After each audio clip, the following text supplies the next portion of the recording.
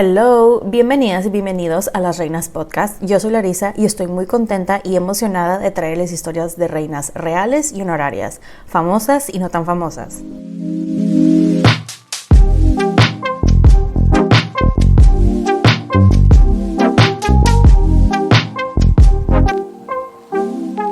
El día de hoy les estaré hablando de una mujer que pasó de prostituta a emperatriz.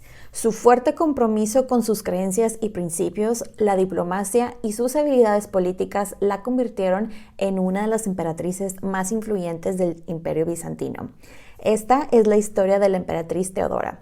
Ahora, antes de comenzar, ya saben, quiero hacer unas aclaraciones. La primera, no soy historiadora, solamente soy fan. La segunda, es probable que no vaya a pronunciar bien algunos nombres de personas, ciudades, etc. Así que me disculpo de antemano. Así que espero que se preparen una bebida, siéntense, pónganse cómodos y acompáñenme mientras les cuento sobre la vida de esta mujer. Antes de entrar de lleno a la historia de Teodora, hay que entrar un poquito en contexto. El Imperio Bizantino en aquellos tiempos hacía muy grandes rasgos. Ya para estas alturas de la historia, aquí estamos en el siglo VI, ya había caído, entre comillas, el Imperio Romano, que realmente lo que pasó fue que se dividió en dos. El lado oeste era donde se hablaba latín, donde estaban las provincias de Galia, Germania, etc. Y el otro lado, donde es el que era el Imperio Bizantino, era donde se hablaba griego. Y la verdad, ese lado era pues el resto del imperio, pero pues les iba mucho mejor, honestamente, la verdad. Aterrizando esto al tiempo que le tocó vivir a Teodora, les cuento que el circo en Constantinopla era algo muy popular en esos tiempos. O sea, era un show que todo el mundo iba. Y en esta ciudad habían dos facciones, los azules, que eran los Venetoi, y los verdes, los Prasinoi. Estas dos facciones, o sea, imagínense como un partido político si fuera también un equipo de fútbol, pero si fuera también le agregamos el elemento religioso. Entonces todo esto eran estas dos facciones, los azules y los verdes. Y estas dos facciones, los azules y los verdes, se juntaban en el hipódromo cuando habían carreras de carruajes. Y la verdad esto era así de que el negociazo y la gente durante las carreras era tanta la emoción que se agarraban a golpes. Y bueno, otra cosa que les quiero aclarar, la facción, ya sea si fueras verde o si eras azul, o sea, tu partido era antes que tu familia, tu país, que la ley. O sea, si eras verde, si eras azul hasta que te morías y se acabó. Los azules, les cuento, eran el partido, la facción más conservadora. Ellos apoyaban casi siempre las causas de los más adinerados y la mayoría eran ortodoxos más estrictos en cuanto a la religión, y los verdes, por su lado, eran lo opuesto, se oponían a la rigidez religiosa. Estas carreras que se hacían en el hipódromo, la verdad, era el evento del día. Cuando había una carrera, era deja lo que estás haciendo para ir al hipódromo, así. Que les cuento, este hipódromo ya no existe. Bueno, quedan pedazos del hipódromo, pero cuando existía este edificio, cabían, imagínense, 100,000 personas, un mundo de personas. Ahí podían ir todas las personas menos mujeres, al menos que fueras, o sea, iban las que no consideraban o querían conservar su reputación, mejor dicho. Ahora, ya hablando de Teodora, nuestra reina del día de hoy como tal, ella nació en la ciudad de Constantinopla.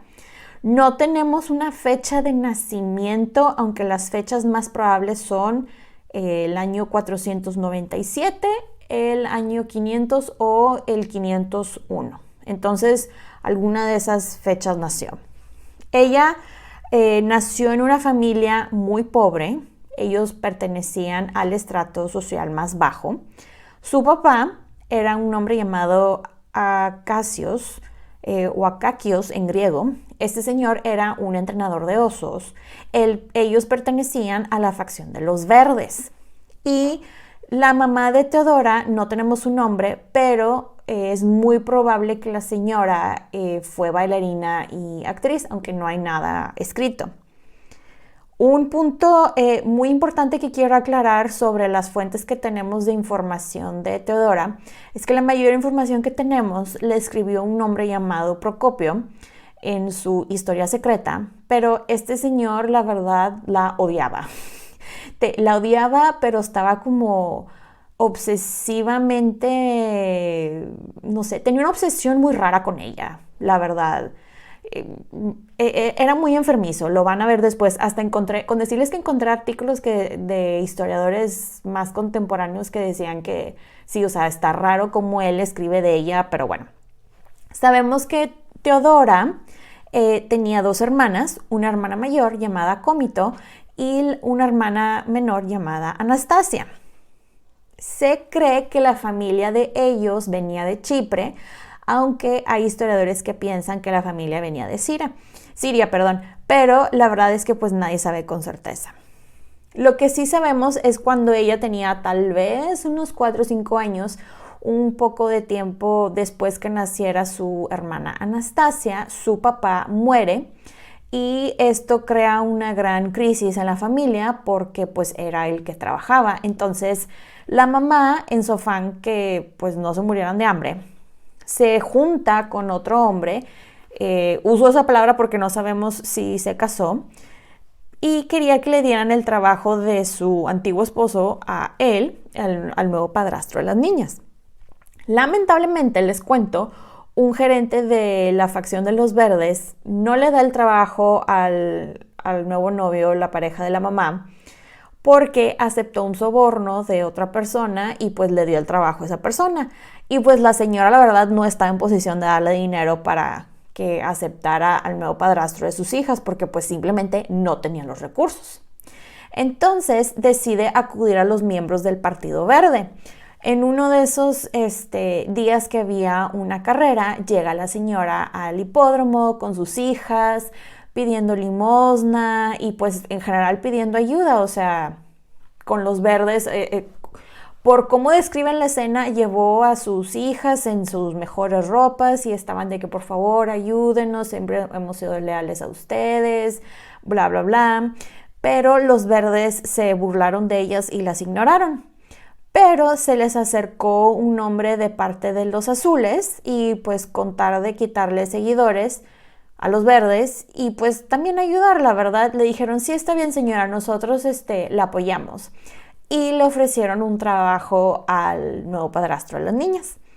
La verdad fue un acto que a Teodora nunca se le olvidaría, la humillación que los verdes la hicieron pasar a ella, a su mamá y hermanas. Y les cuento que esto es lo único que se sabe de la niñez de Teodora. Me imagino que esto fue lo único que ella estuvo dispuesta a contar. Ya saben que me gusta hablar de la educación de las mujeres que les platico, pero en este caso en particular podemos deducir que como era tan pobre, pues realmente no tenía nada de educación académicamente hablando. No sabía leer ni escribir, aunque según la doctora Dorsey Armstrong, que es una historiadora, ella dice que sí, en efecto, sí sabía leer y escribir, ya que tenía que memorizarse libretos, leer textos religiosos, y si así fue, muy probablemente sabía lo mínimo, aunque no se sabe cómo aprendió, al menos en esta parte de la historia de Teodora. Continuando con su historia, Procopio escribió un tiempo después que cuando su hermana Cómito, la mayor, ya estaba un poquito más grande, se fue de actriz. Muy probablemente tenía esta Cómito entre unos 14, 15 años más o menos y Teodora unos 11 o 12. La cosa es que, déjenme les explico, el ser actriz era igual a prostituta. La profesión de actriz era considerada igual a la de una prostituta, lo cual me da mucha tristeza porque niñas de esa edad tenían que ir a hacer eso para no morir de hambre.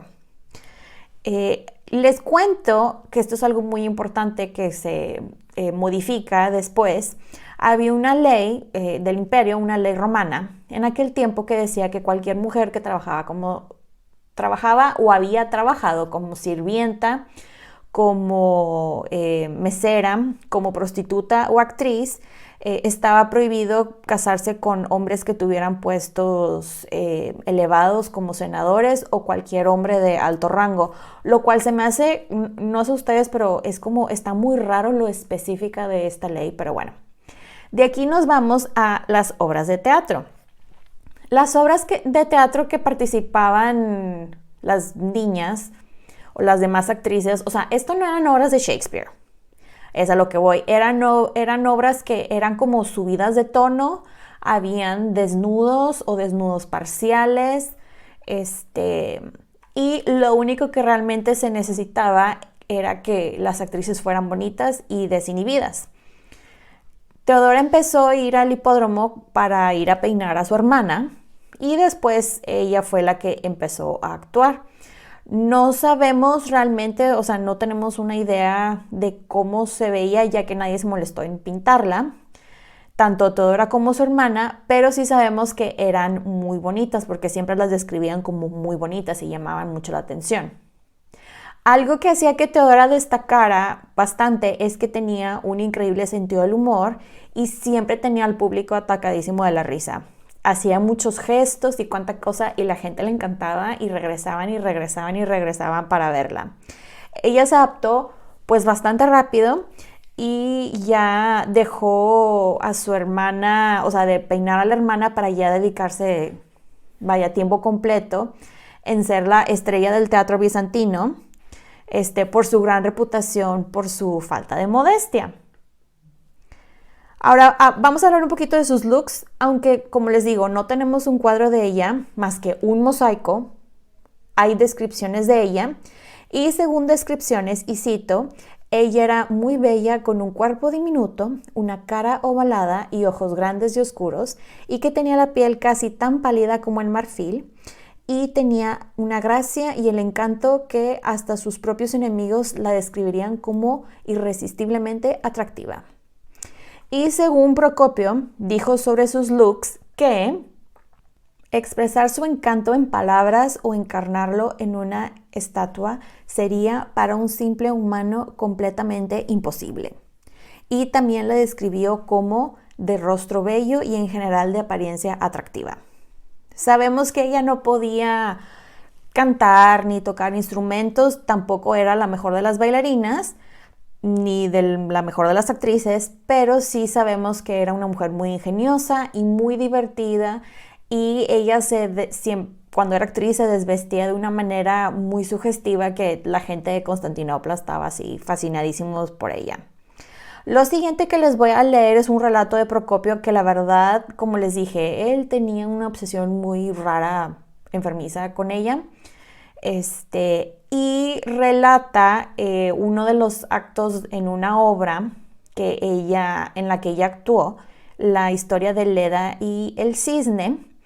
Y esto fue muy polémico porque supuestamente ella se desnudó o se quedó en lo más mínimo de ropa posible en el escenario y se acuesta y supuestamente se puso unos granos de maíz entre sus piernas y un ganso la picoteó ahí y la gente estaba escandalizada y cuánta cosa, pero causó tanta controversia que la gente supuestamente estaban de que wow, vamos a ir a verla y llegaron aún más personas a verla. ¿Se acuerdan que les había dicho que ser actriz es igual a ser prostituta? Bueno, la cosa era que si durante una obra alguien te veía, un hombre en este caso, ellos pagaban por pasar tiempo con ellas y pues en el caso de Teodora e incluso de la hermana, pues esa era la manera como ganaban más dinero, lamentablemente. Según Procopio, ella era una mujer muy perversa y sexualmente insaciable. Les digo, este hombre lo odiaba. Y según él, que ella iba a fiestas en donde había más de 10 hombres nobles y que ella se acostaba con todos, dejándolos exhaustos y que por si no fuera poco, procedía a seducir a los sirvientes y aunque fueran 30, se acostaba con los 30 y se iba a buscar al siguiente porque no tenía llenadera, básicamente es lo que decía este señor. Algo que sí menciona este señor, que esto sí muy probablemente es cierto porque no fue la única mujer que pasó por esto, es que ella abortó varias veces, porque acuérdense que empezó su vida de actriz a los 10, 11 años aproximadamente. Probablemente abortó varias veces hasta que a sus 16 años más o menos tuvo un hijo de quien no se tiene ningún registro y se pierden los registros, y después, como a más o menos sus 18 años, tuvo a una hija quien tampoco tenemos su nombre ni nada, pero sí está registrado que estaba con ella en diferentes ocasiones. Digo, lo de la prostitución, dudo mucho que Teodora o cualquier otra mujer en Constantinopla se prostituía porque le encantaba, porque se levantaba y decía, el día de hoy me voy a ir a vender. No, sino simplemente porque pues así tenía que ganar dinero, porque eran las únicas opciones laborales que habían disponibles para las mujeres del estrato social donde ella venía. Pero bueno, llega el año 520, cuando Teodora tenía más o menos unos 20 años, y ella se va de Constantinopla, ya que ella tenía un amante, un hombre llamado Escébolus. Este señor era un gobernador de Pentápolis, que esta era una provincia en lo que ahora es el territorio de Libia. La cosa es que, bueno, Teodora se va con este hombre que muy probablemente, por cierto, es el papá de su hija. Se van para Libia, pero se quedan ahí un tiempo, discuten bastante y este hombre la corre de su casa. Entonces, pues ahí está ella sola en un lugar que no es su casa. Y de hecho, en este punto de su historia, Procopio asume que ella se volvió a prostituir para ganar dinero, pero es probable que ella tenía algo de dinero de cuando era actriz, tipo guardado por ahí. Y de Libia se va a Alejandría. Alejandría, en Egipto, seguía siendo una ciudad muy cosmopolita, de mucho comercio, había gente de todas partes del mundo, había muchos intelectuales y cuánta cosa. Y la cosa es que su estancia ahí le cambia la vida, ya que había muchos teólogos y monjes y patriarcas. Y aquí voy a irme a un pequeño paréntesis para explicar lo que pasaba con los cristianos de la época, porque la verdad está bastante interesante. Ya ven que a nosotros como humanidad nos encanta estar peleándonos por cómo, entre comillas, debe de ser el concepto de Dios, y en estos tiempos era lo mismo básicamente. Hagan de cuenta que los cristianos de la época estaban separados, mejor dicho, se peleaban como los cristianos y los católicos y protestantes tiempo después. Era un pleito así, o sea, por un lado estaban los ortodoxos, que a grandes rasgos decían que Jesús tenía dos naturalezas, su naturaleza humana y la divina, y por el otro lado estaban los monofisistas, que por cierto, muy probablemente voy a pronunciar mal esta palabra, así que discúlpeme, lo digo de forma anticipada. Esta gente, los monofisistas, decían que Jesús era divino y se acabó. O sea, que la naturaleza humana de Dios se absorbió en la divina durante su tiempo en la tierra, y pues esto obviamente le causaba conflicto a los otros y se ponían a pelear. De hecho, la palabra monofisista viene del griego monos, que es solo, y physis, o fusis creo, que es naturaleza. La gente en Siria, Palestina, Egipto eran más partidarios del monofisismo, y aparte que no había imagen que no, mejor dicho, que no debería haber imágenes de Jesús, mientras que tanto los ortodoxos como los que estaban en Italia, Grecia y así, eran más partidarios de los íconos y mosaicos de las imágenes de Jesús, como recordatorio de que fue hecho a semejanza de Dios. Entonces ya ven, nosotros como humanidad nos peleamos por absolutamente todo. Teodora pertenecía a los cristianos monofisistas, pero Lo importante a recalcar aquí es que los monofisistas habían sido perseguidos por los ortodoxos, de manera de obligarlos a convertirse, y si decían que no, eran asesinados. La cosa es que muchísima gente dijo que no y fueron asesinados, o sea, quemaron iglesias, monasterios, era una cacería tremenda, una cosa impresionante. Me sorprendió mucho eso en mi investigación.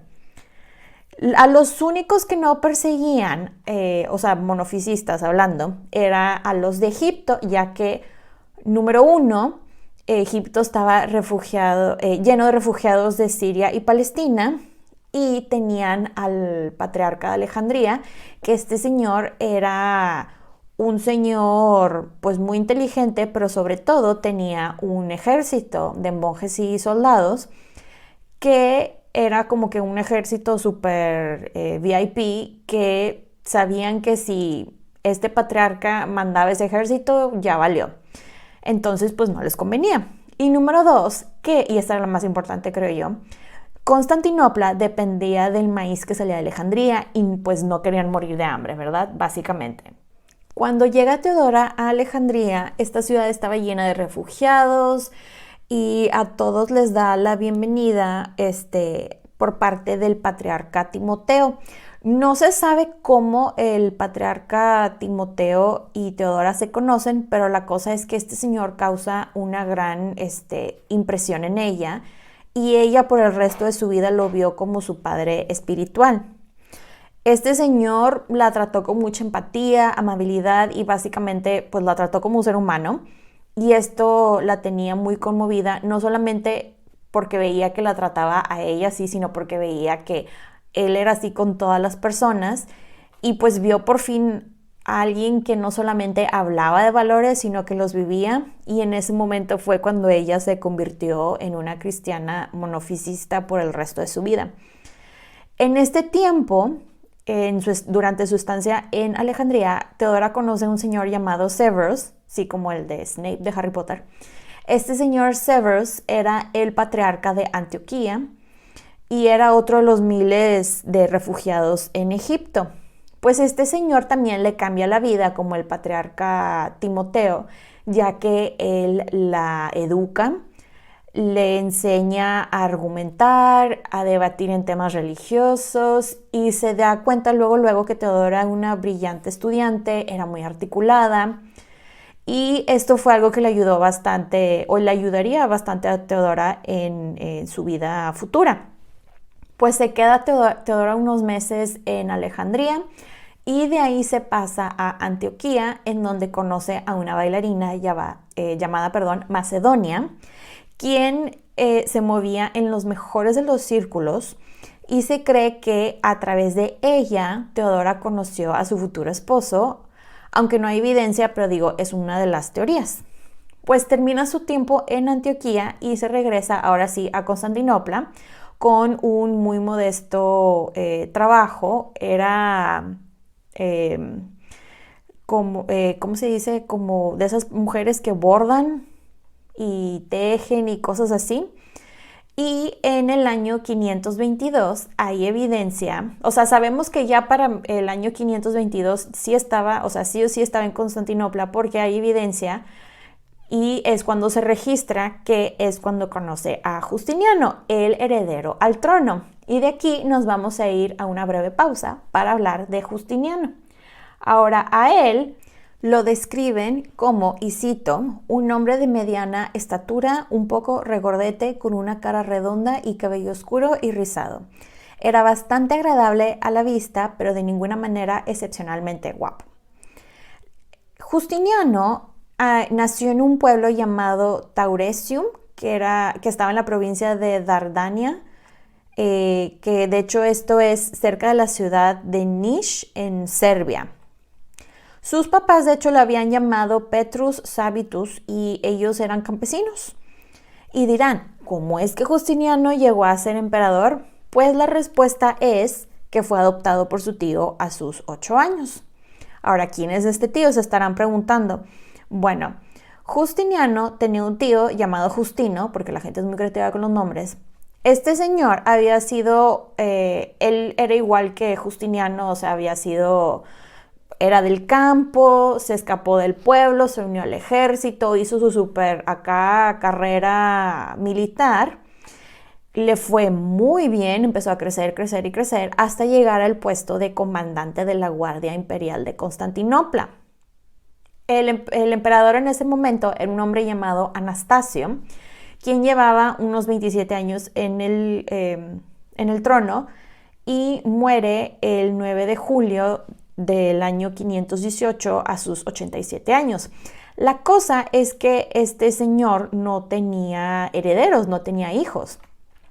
Y esto desata una pequeña crisis, crisis porque había mucha gente que quería ese puesto y porque las tropas góticas querían el reino, entonces en cualquier momento iban a atacar.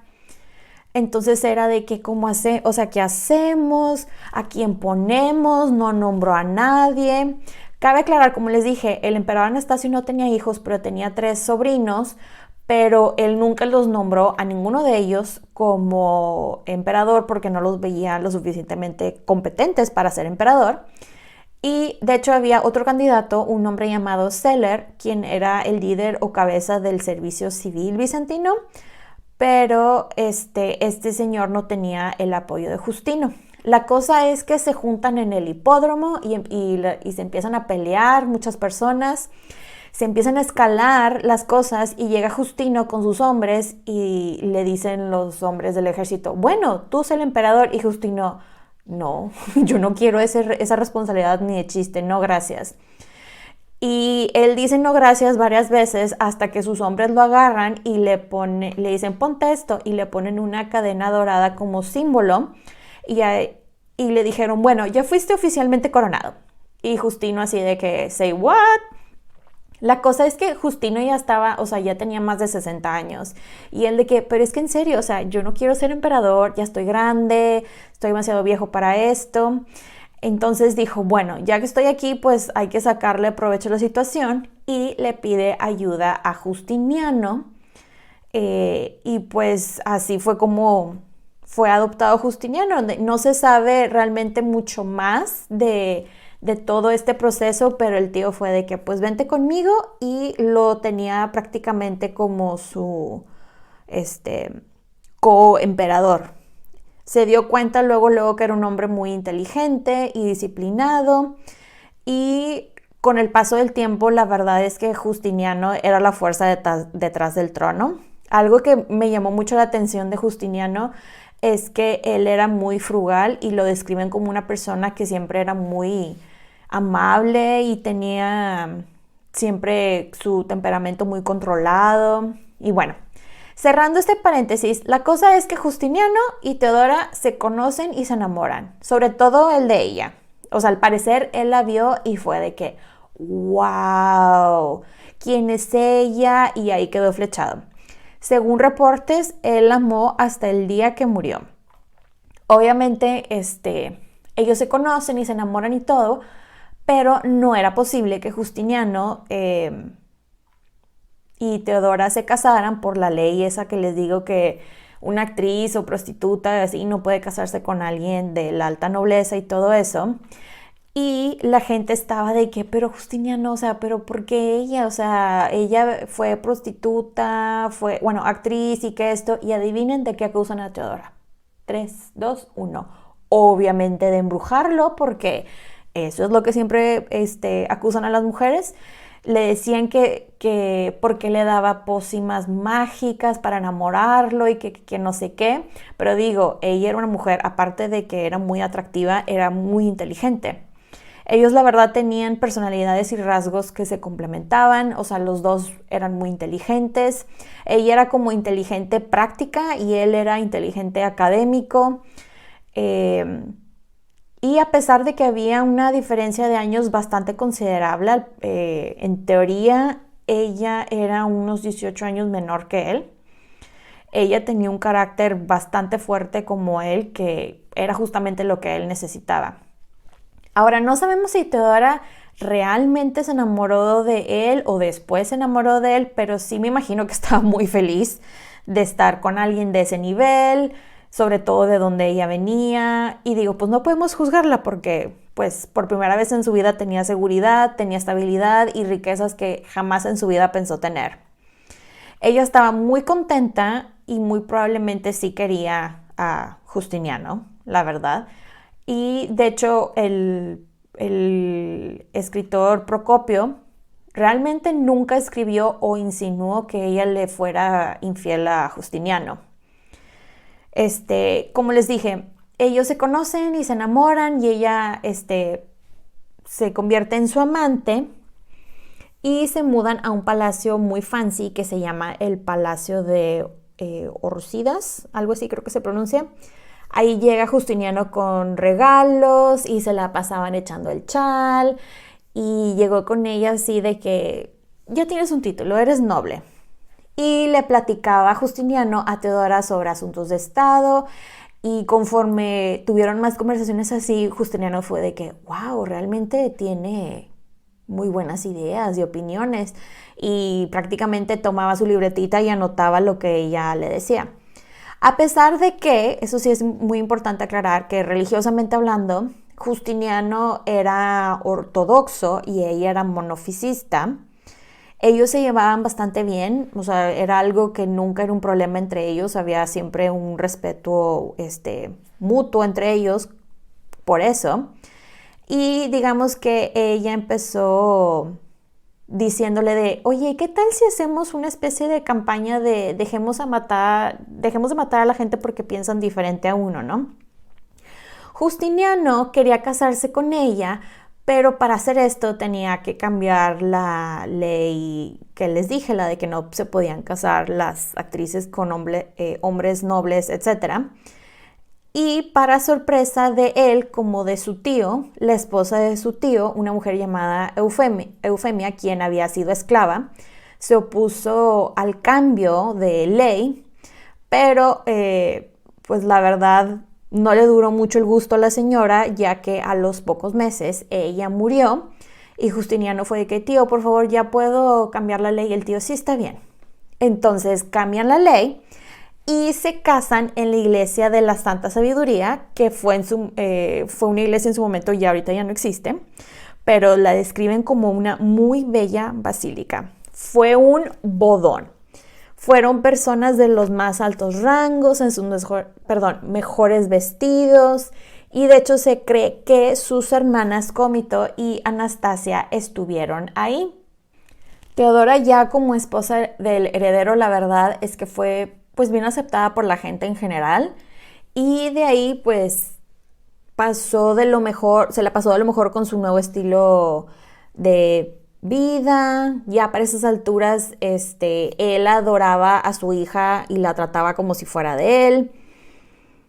Y la gente, como veía que Justiniano le concedía todo lo que quisiera a Teodora, empezaron a ir con ella, pues a pedirle favores.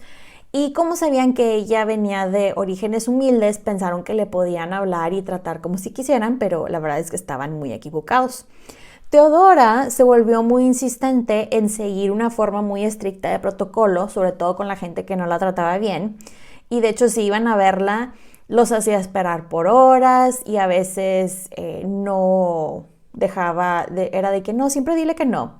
O si sí los dejaba que pasaran a verla, tenían que acostarse en el suelo y prácticamente besarle los pies. Muy estricto ese protocolo. Ella se puso a trabajar viendo qué era lo que hacían y las demás personas y conociendo a los hombres que rodeaban a su esposo, algo que la verdad fue una muy buena jugada de su parte. Primero se hizo amiga de un hombre llamado Citas, quien era un amigo de Justiniano, y él estaba de hecho casado con la hermana de ella, y este señor era muy buen soldado.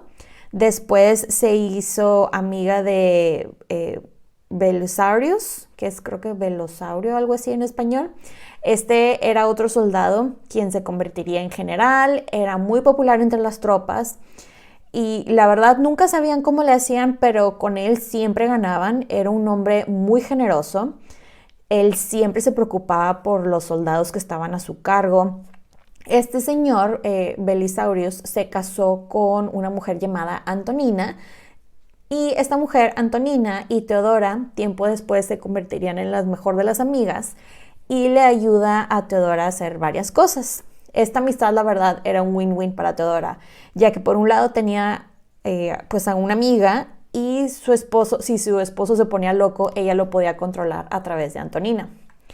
Luego ella se hizo amiga de Narses, quien era un eunuco soldado, quien después se convertiría en el comandante de los eunucos, guardaespaldas de Justiniano. Se sabe que él era un hombre muy íntegro y muy inteligente. Después, Teodora se acercó con un hombre llamado Juan de Capadocia, quien era muy bueno para organizar cosas del gobierno, pero hizo muchas cosas que se hicieron demasiado burocráticas y era un hombre muy corrupto y malo. Y la verdad, honestamente, todo lo que leí de él era de esas personas que se le daba hacerse odiar por la gente, ya que, como les digo, era muy corrupto, violaba a muchas mujeres, o sea, era ese tipo de hombre. Pero no le hacían nada porque era uno de los besties de Justiniano y Teodora y él luego fue así como que, no me caes bien, por más que intentó, y se hicieron enemigos y se quedaron enemigos el resto de sus vidas. Por último, se acercó a un hombre llamado Tribonian. Este hombre era muy inteligente, él era un gran abogado y jurista, y de hecho él fue el que le ayudó a Justiniano a codificar las leyes de Roma, que este fue un proyecto enorme que llevaron a cabo ellos, pero este señor era igual o peor de corrupto que Juan de Capadocia y cambiaba las leyes todo el tiempo para él quedarse con más dinero.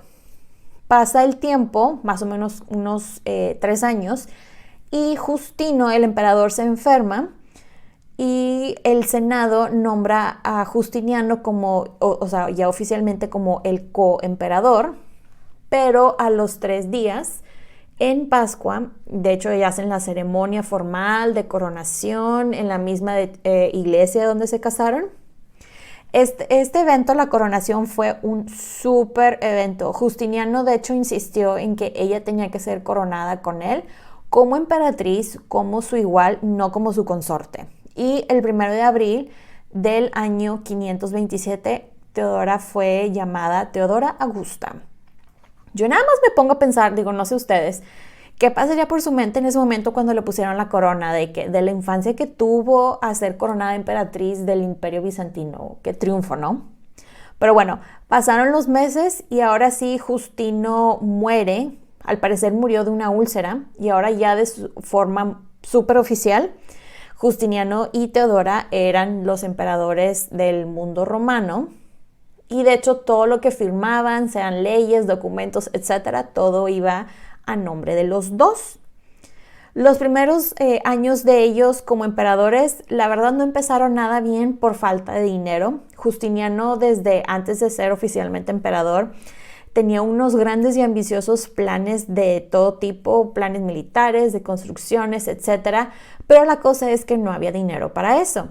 Aparte ocurren 2 tragedias en el imperio por terremotos que tuvieron que mandar dinero para reconstruir las ciudades. Entonces todo esto llegó a un punto en que no había nada. Entonces, como no había dinero, teníamos lo que Justiniano dijo, bueno, pues vamos a incrementar los impuestos, pero los incrementaron demasiado. El error de Justiniano fue darle carta blanca a Juan de Capadocia para reformar el sistema de impuestos y digamos que sí lo hizo, pero cometió muchísimos abusos contra personas en general y no nada más era contra los pobres, o sea, el Juan de Capadocia se fue contra los ricos, etcétera, pero obviamente los más afectados fueron los pobres. Todo esto culminó en los disturbios del Nicá, que este fue un evento que marcó un antes y después para Teodora, y ahora a ver por qué. Ya ven que les acabo de decir que la gente estaba muy inconforme por lo de los impuestos, los abusos y todo esto. Entonces, para calmar las cosas, Justiniano dijo de que, oye, ¿qué tal si hacemos una carrera para que la gente se calme y disfruten un rato, ¿no? Y pues llega Justiniano al hipódromo por su acceso VIP, porque había una conexión entre el hipódromo, el palacio, una cosa así. Para sorpresa del emperador, los pleitos que normalmente tenían los azules y los verdes durante estas carreras no existían en este momento, sino al contrario, ellos se unieron en contra del emperador y empezaron a gritar Nika, Nika, que es una palabra griega que significa como vence o conquista. La cosa es que la gente se empieza a poner loca, y por loca me refiero de que empiezan a atacar y a destruir edificios públicos como una parte del Gran Palacio, destruyen la famosa Hagia Sofía, la cual después sería reconstruida, quemaron hospitales, baños públicos, o sea, todo lo que se les atravesara lo estaban destruyendo. Ellos querían que ellos están en modo de que yo quiero otro emperador, y ese nuevo emperador va a ser Hipacio, quien era uno de los sobrinos del antiguo emperador Anastasio I. Justiniano y sus consejeros se fueron corriendo del hipódromo al palacio y fueron de que, oye, ¿qué hacemos? ¿Nos vamos o no? Y aquí Teodora entró y se aventó al siguiente speech que cambió el trayecto, ¿no? Su destino, vamos por llamarlo de una manera muy dramática.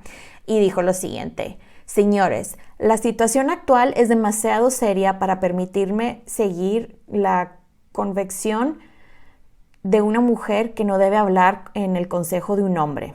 Aquellos cuyos intereses se ven amenazados por un peligro extremo deberían solo pensar en el curso de la acción más sabio, no en convenciones.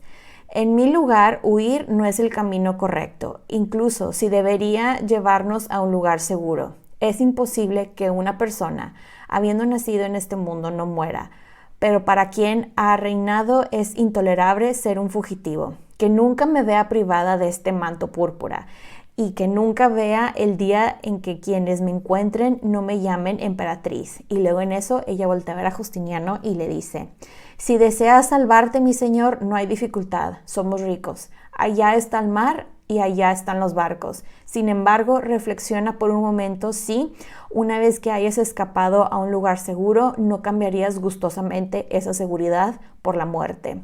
En lo que a mí me respecta, estoy de acuerdo con el dicho de que la púrpura real es el sudario más noble. Terminando de hablar, el registro es que se sentó y se quedó así calladita, y todos se voltearon a ver de que OMG, Teodora dijo eso, say what, y Justiniano dijo ok, nos quedamos.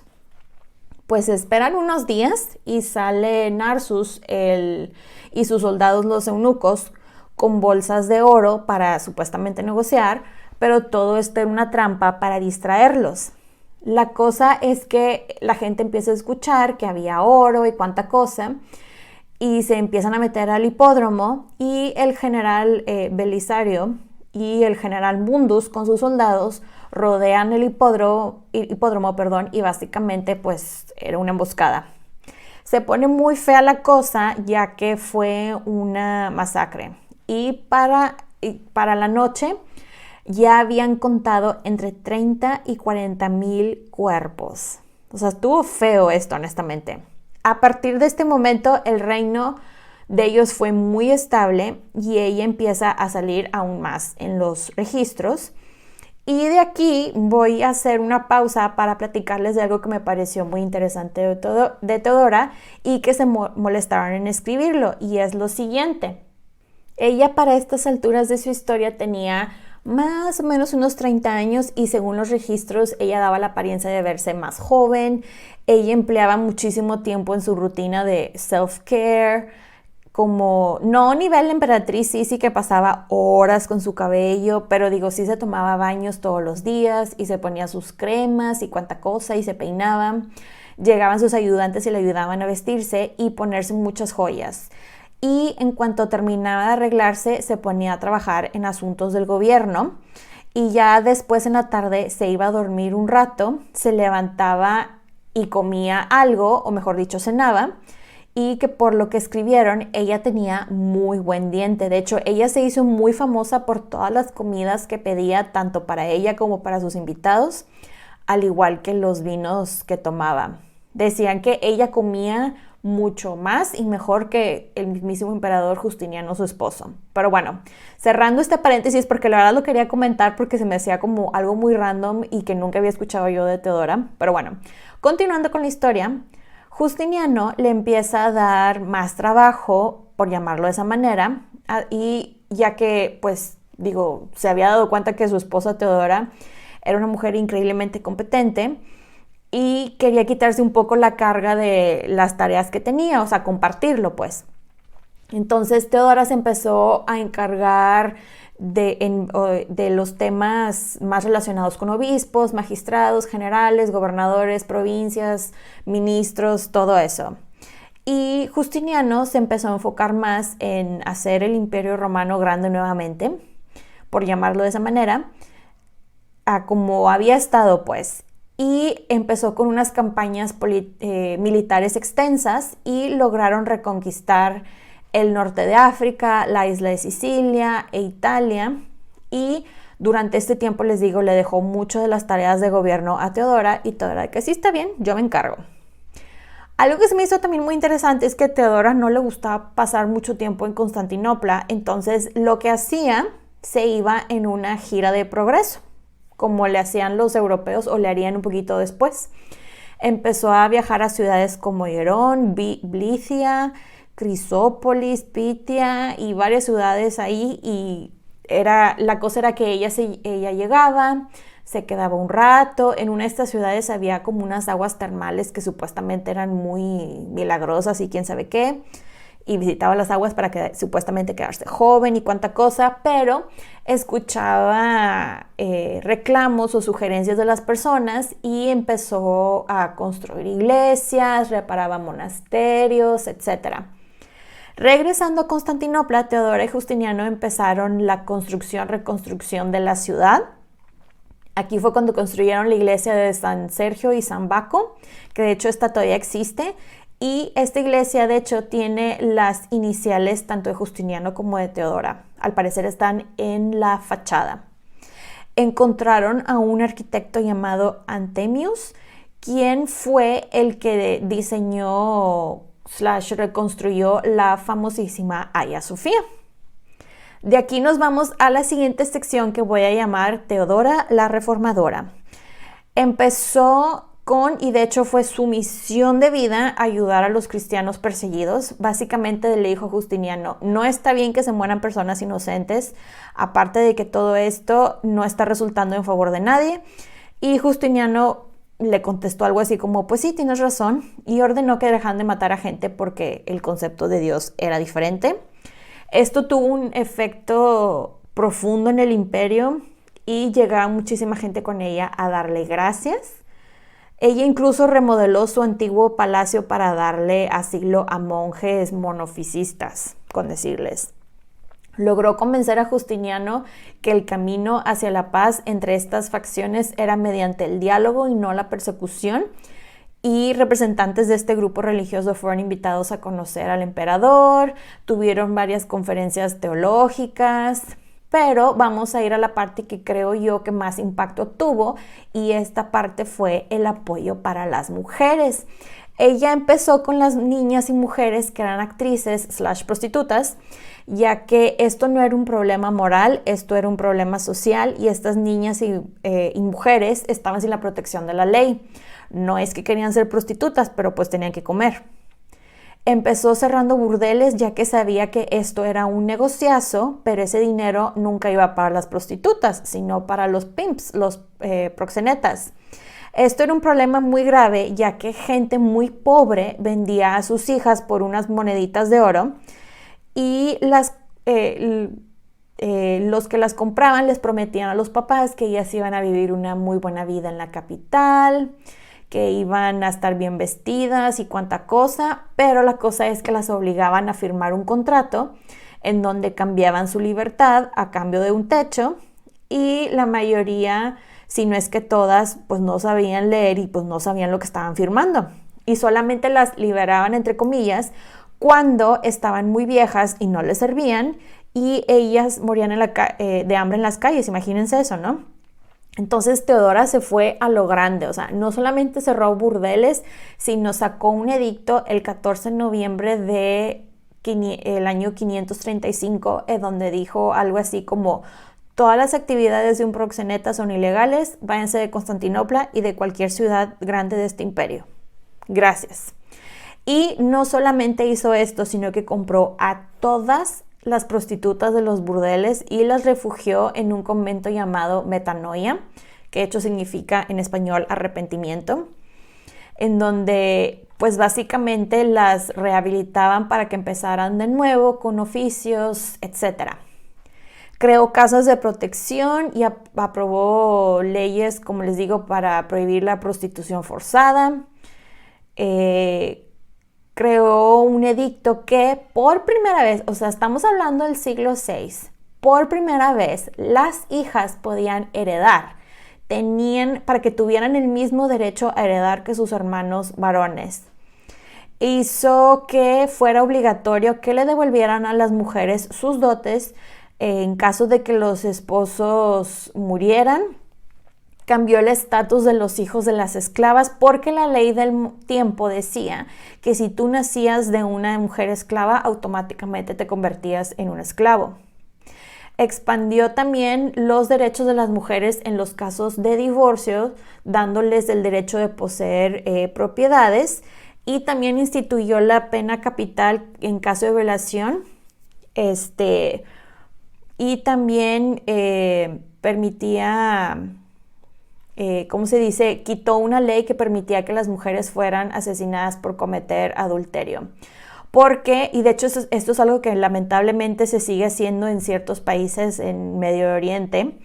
Las mataban a pedradas, las metían como más o menos a la mitad de sus cuerpos, las tapaban con una sábana o a veces no, y les aventaban piedras hasta que murieran. Y esto, como les digo, es algo que lamentablemente se sigue viendo.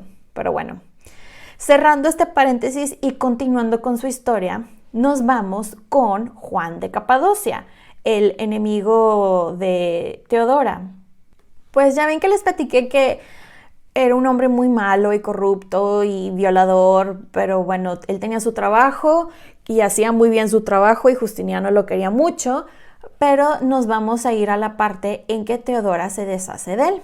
Pues resulta ser que aparte de todo lo que les acabo de platicar, y que este señor además era un hombre muy supersticioso, y él había ido con un adivino que le dijo, y cito, que iba a heredar el manto de Augusto, que estaba escrito en las estrellas y cuánta cosa. Y él así de OMG, yo ya lo sabía, siempre he sabido que algún día iba a ser emperador. Pues él se pone a trabajar y empieza creando su partido político de pues gente que lo apoyaba. Y los que no iban voluntariamente, digamos que les ofrecía dinero, les empezaba a hacer descuentos con los impuestos y cuánta cosa. Y la gente, como querían dinero y querían un break de los impuestos, le decían que sí a pesar de que lo odiaban. Juan sabía que Teodora era un gran obstáculo para su meta de llegar a ser emperador y empieza una campaña de chismes sobre ella, que muy probablemente eran de su pasado. La cosa es que no logra nada, ya que Justiniano pues no hizo caso a eso y Teodora simplemente fue de ay X, no me importa. Teodora tenía su red de espías que iban desde los eunucos, mujeres de la capital, sus damas. Todo el mundo le pasaba información porque la querían y porque ella los había ayudado de una u otra manera. La cosa es que por medio de los eunucos se ponen a investigar y le pasan la información ya verificada y todo a Narses, el comandante de los eunucos, y le dice a él que todo esto empezó con Juan de Capadocia. Y no solamente eso, que había formado un partido político y que aquí fue cuando Teodora dijo, aquí huele a gato encerrado. La cosa es que ella, no saben cómo le hizo, pero le llegó su gente le llegó con el chisme, que investigaron y dieron con la predicción del adivino que Juan iba a heredar el manto de Augusto. Aquí Teodora fue de, ok, ya entendí lo que está tratando de hacer. Pues va a querer deshacerse de mí para llegar a Justiniano, para matarlo y él quedarse como emperador, porque aún no nombra a alguien de heredero. Pobrecito, si quiere jugar, juguemos. Y eso fue lo que hizo. Su primer jugada fue mostrarle a Justiniano lo cruel que era Juan y lo malo que era en su trabajo, y decía que está tratando de deshacerse de ti, ten cuidado. Pero Justiniano, la verdad es que él así como, ¿cómo? ¿Estás segura? Y así, y luego se lo dijo, digamos, o sea, se lo insinuó ya más fuerte y él así como que, ay, no entiendo. Entonces Teodora dijo, no, hombre, este hombre no está poniéndome atención, ya sé qué es lo que voy a hacer. Le dice a su amiga, a su bestie Antonina, Antonina, ven, necesito que me ayudes a acabar con este hombre. Y Antonina de que, obvio, ¿qué hago? Y básicamente le dice, vamos a llegarle a él por donde más le duele. Pues resulta ser que Juan tenía una hija llamada Eufemia. Esta era su única hija y él la adoraba. Pues Antonina aprovecha que él sale de la ciudad para acercarse a la niña y ganarse su confianza. La niña ya para esas alturas era una adolescente y cayó, y en poco tiempo le decía, o sea, hacía todo lo que Antonina le decía sin saberlo, básicamente. Ya con la confianza ganada de Eufemia, Antonina empieza a quejarse, entre comillas, de la situación de su esposo, que había ido a tantas campañas militares y no había recibido nada a cambio por sus servicios, que los emperadores, tanto Justiniano como Teodora, eran crueles y ya saben, el violín, ¿no? La cosa es que Eufemia le dice a Antonina, pero ¿por qué aguanta eso tu esposo? Aparte de que tiene un ejército que lo respalda, ¿por qué no se revela? Y ya, muy fácil se le hizo a la niña decir esto. Y Antonina le contesta algo así como, pues es que mi esposo nunca sería exitoso sin un aliado político fuerte en la capital. Y Eufemia hizo justamente lo que Teodora esperaba que hiciera, ya que Eufemia corrió y le contó a su papá que el general Belisario estaba buscando un aliado, y Juan de Capadocia fue de que esta es mi oportunidad. Pues le pide a Eufemia, a su papá Juan, que arregle una cita entre él y Antonina, pero Antonina le dijo que no lo podía ver porque no quería correr el riesgo de que alguno de los espías la viera y le contara a la emperatriz, pero en unos días iba a salir de la ciudad y que lo podía ver en las afueras de Constantinopla, en una de las casas de Antonina. Entonces Juan le escribe a Antonina y le dice, ok, está bien, ahí te veo tal día y tal hora. La cosa es que Teodora ahora sí llega y le cuenta todo a Justiniano, le enseña la cartita y cuánta cosa, y él al principio era de que no, ¿cómo crees? No haría eso. Y Teodora fue de, bueno, no me creas, pero iba a estar. ¿Por qué no mandas a quien tú quieras para que veas que sí va a estar ahí?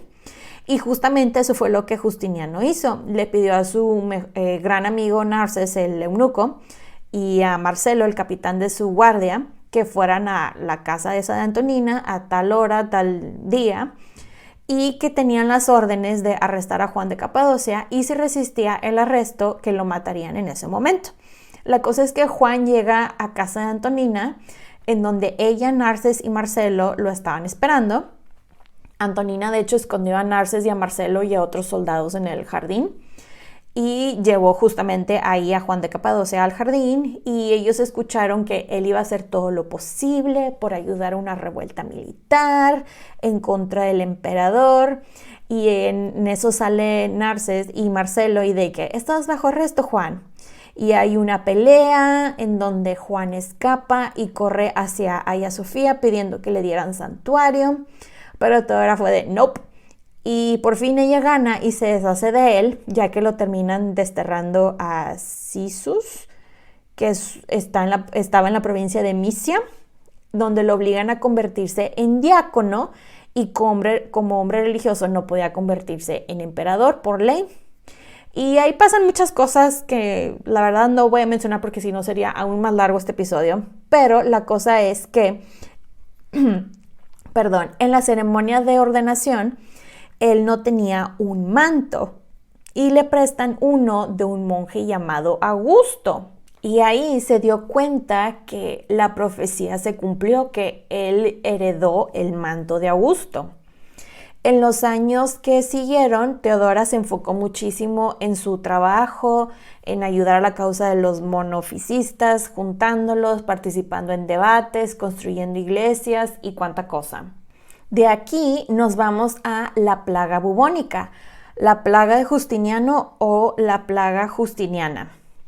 Pues les cuento que en el año 542 llegó a Egipto de un barco de Etiopía un pequeño animalito que en aquellos tiempos llamaban pulga, que de hecho tiene el nombre de Xenophila cheopsis, que es un parásito de roedores.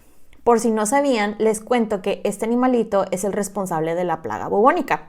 Y dirán ustedes, ¿cómo es posible que ese animalito es responsable de esto? Pues les cuento que este parásito tenía en su estómago una bacteria llamada Pasturella pestis, que si esta iba al torrente sanguíneo causaba la enfermedad. La gente pues realmente no sabía cómo era esto, cómo se contagiaba y por qué unas personas se contagiaban y otras no. Y por qué los síntomas eran diferentes, porque por todo lo que leí te daba de alguna de las siguientes maneras. La primera, caías en coma o sufrías de alucinaciones que te provocaban insomnio y se ponían violentos. Eran como se iba desarrollando la enfermedad. Muy raro, honestamente. La cosa es que la plaga llega a Constantinopla y las cosas se ponen feas, pero feas nivel tuvieron días en que morían 10,000 personas al día. El peor día, según los registros de Procopio, fue un día que murieron 16,000 personas. Esta plaga terminó matando a la mitad del imperio, ¿ok? O sea, fue una cosa tremenda. No solamente gente en el imperio bizantino murió, cabe aclarar. O sea, esta peste, plaga bubónica, llegó hasta Irlanda. O sea, sí estuvo la cosa. La cosa es que tiene el nombre de plaga de Justiniano o plaga justiniana porque al emperador Justiniano le dio y fue de las muy pocas personas en sobrevivir. Como el emperador estaba enfermo, sus enemigos estaban viendo la oportunidad de quitarle el trono, pero Teodora, siendo tan hábil e inteligente, y como ella también, como muchas otras reinas, tenía su red de espías que le informaban de absolutamente todo, y tenía un muy buen equipo de consejeros que genuinamente la querían ayudar, la ayudaron durante todo este tiempo que Justiniano estuvo enfermo. Que de hecho esta es otra de las pruebas que pues realmente Teodora era una mujer muy competente porque se encargó de absolutamente todo. Todo. Ella gobernó sola, se encargó de firmar documentos relacionados con las guerras que tenían en la península italiana, apagó varias rebeliones y de forma general mantuvo el imperio a flote, aún a pesar de la gran crisis que esta plaga provocó. Justiniano empieza a dar señales que sí iba a sobrevivir y cuando despierta se tarda meses en recuperarse y ella seguía encargada de absolutamente toda la administración del imperio. Y bueno, nos vamos a sus últimos años. El resto de su vida se la pasó ocupada en temas eclesiásticos. Ahora, algo muy importante que quiero mencionarles es que ellos nunca tuvieron hijos. Hay registros que hacen mención de un aborto espontáneo, pero muy probablemente fueron varios embarazos que no resultaron. Y digo, ese era el trabajo principal de cualquier reina, ¿verdad? Pero a pesar de que ella no cumplía con ese trabajo, su esposo la verdad es que nunca le reclamó absolutamente nada, sino al contrario, la adoraba. Para la primavera del año 548, ella ya estaba muy enferma, o sea, ya no solamente se sentía muy mal, se veía muy mal. No hay registros que especifican cuánto tiempo estuvo enferma, pero a las semanas, el 28 de junio de ese mismo año, Teodora falleció de muy probablemente cáncer de mama. Por el resto de su vida, Justiniano hablaba de ella como, y cito, la más gloriosa esposa que Dios le había dado, la excelente, la bella y sabia soberana que, después de ser su amada consorte en esta vida, ahora oraba por él en la próxima. Su cuerpo fue enterrado en la iglesia de los Santos Apóstoles en un muy elaborado funeral que concluyó con un Justiniano que no paraba de llorar, le puso una corona y la abrazó y su séquito lo tuvo que mover de ahí. Y cuando Justiniano el emperador se compuso, gritó: «Adelante, emperatriz, el rey de reyes y señor de señores te llama». Y las personas que estaban cargando el cuerpo empezaron la procesión, en la cual se unieron miles de personas. Justiniano la lloró, la verdad, el resto de sus días y decidió que la mejor manera de honrar a su amada y difunta esposa era honrar su legado de tolerancia religiosa, y muy a pesar de que muchos ortodoxos le decían, él cumplió con su palabra. También en este punto, Justiniano por fin eligió a un heredero, y al que eligió fue a su sobrino Justino, quien se casó con la sobrina de Teodora, Sofía, quien era hija de su hermana Cómito. Incluso después de su muerte, el estatus de las mujeres del Imperio Bizantino se elevó muy por encima de las mujeres del Medio Oriente y Europa. Ahora hablemos de forma muy express de su legado, porque creo que he estado mencionando varias de las cosas. Tanto ella como Justiniano son santos en la Iglesia Ortodoxa, lo cual me parece muy irónico, sobre todo de parte de Teodora, porque ella no era ortodoxa. Y por si le quieren rezar, su día es el 28 de junio. Su ascenso, no podemos subestimar su influencia, ya que su ascenso desde sus orígenes pues muy humildes al trono todo esto es un testimonio a su inteligencia, a su determinación y su astucia y su firmeza durante uno de los periodos más difíciles del imperio. Y ella de hecho fue la responsable de la promoción y adopción del monofisismo en Nubia en el año 540. Entre ella y Justiniano construyeron acueductos, puentes, más de 25 iglesias, entre ellas la famosísima Hagia Sofía, que es la iglesia de la Santa Sabiduría, que esta fue la iglesia más grande del periodo y uno de los mejores ejemplos de la arquitectura bizantina, y 1500 años después ahí siguen. Ella personalmente supervisó la construcción de la iglesia de los Santos Apóstoles, y por todo lo que leí, esta iglesia estaba igual de magnífica que la famosa Hagia Sofía. Ahorita no existe, cabe aclarar, pero les cuento que la Basílica de San Marcos en Venecia es una copia, tal vez no idéntica, pero es copia de esta iglesia. Yo aún no la veo, pero por todo lo que he visto en línea, el interior de la arquitectura sí o sí es bizantino, definitivamente. Ella incluso mandó construir asilos para gente mayor, casas para gente sin techo, como les digo, orfanatos. También tenemos en su legado todas las reformas en pro de las mujeres que les mencioné hace rato, dándole derechos a las mujeres que nunca se habían tenido. Tenemos la más famosa de sus representaciones, que técnicamente es la única representación de ella que queda, que está en la iglesia de San Vitale en Ravenna, Italia. Como les digo, esta es prácticamente la única representación que tenemos, ya que en el siglo VIII los iconoclastas destruyeron las imágenes que muy probablemente había de ella, y si llegó a quedar algo con la llegada de los turcos, ahí sí se destruyó todo completamente. No fue una santa en el sentido de su vida, ¿verdad? Porque no lo fue, pero sí fue una mujer que se esforzó mucho por las causas que le apasionaban, y pues realmente no se rindió hasta que consiguió lo que quiso. Cierro este episodio con una parte del speech de Teodora que dice lo siguiente: que nunca me vea privada de este manto púrpura, y que nunca vea el día en que quienes me encuentren no me llamen emperatriz.